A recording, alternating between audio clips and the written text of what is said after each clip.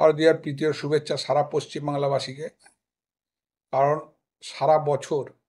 আমরা এই মা দুর্গার দিকে তাকিয়ে থাকি যে উনি কবে আমাদের সামনে আসবেন। সেই জন্যে আজকের এই দিন যে আমরা মায়ের কাছে প্রার্থনা করি যে সারা ভারতবর্ষের মানুষ, শুধু বাংলার নয়, সবাই যেন সুখে শান্তিতে থাকে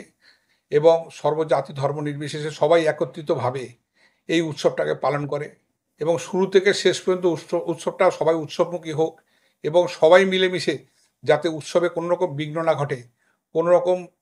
কারো প্ররোচনায় পড়ে কোনো অশান্তির বাতাবরণ তৈরি না হয়, সেই দিকটাতে লক্ষ্য রাখার জন্যে আমরা চাই যে আমরা হাসির বাংলার মধ্যে থেকে যেই সুন্দর বাংলায় মা দুর্গাকে সামনে রেখে আমরা সবাই দুর্গোৎসবটাকে ভালোভাবে পালন করতে বার্তা দিচ্ছি সবাইকে। শুধু টাকাতেই খুশি নয়, কারণ উনি কিছুটা অনুদান হিসাবে দিচ্ছেন আমাদের পূজা কমিটিগুলোকে, কিন্তু সবথেকে সবাই আশাবাদী যে আমাদের এমন একজন মানবিক মুখ্যমন্ত্রী আমাদের পুজো কমিটির সঙ্গে থাকা এবং পুজোটা যাতে ভালোভাবে করা যায়, কোনো আর্থিক অসুবিধা না হয় তার সহযোগিতা করার জন্যে তারা সবাই মাননীয় মুখ্যমন্ত্রীকে ধন্যবাদ জানাচ্ছেন এবং দলীয় তরফ থেকে আমরা গর্বিত যে এমন একজন নেত্রীকে সবাই মিলে শুভেচ্ছা বার্তা পাঠাচ্ছেন, যে এমন একজন নেত্রী বিরল ভারতবর্ষের মুখে, যিনি সবসময় যে কোনো উৎসবে মানুষের উৎসবমুখী এবং সহযোগিতা হাত বাড়ান।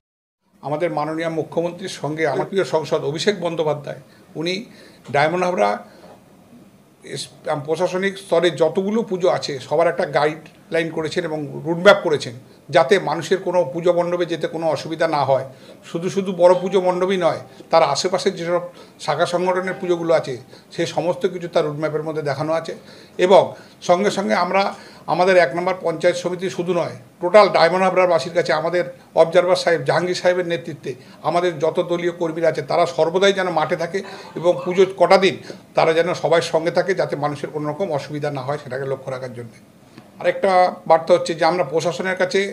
খুব গর্বিত যে তারা সবাই সমস্ত রকম সহযোগিতার হাত বাড়িয়ে দিয়েছেন আমাদের প্রশাসন, আমাদের এই পূজা মণ্ডপগুলোকে তারা বাড়তি নজরদারি রাখছেন এবং বাড়তি প্রশাসনিক ব্যবস্থা রাখছেন, যাতে রাস্তাঘাটে কোনো রকম মানুষ বিপদের সম্মুখীন না হয় এবং রাস্তাঘাটে কোনো অসুবিধা না হয়। তার মধ্যে আরও একটা বার্তা রয়েছে, আমাদের যেসব ছোটো ছোটো বাচ্চাদের নিয়ে মা ও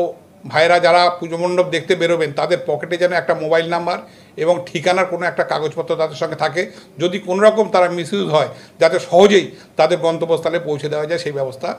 করার জন্য আহ্বান জানানো হয়েছে। আমার নাম কানাইলাল দাস,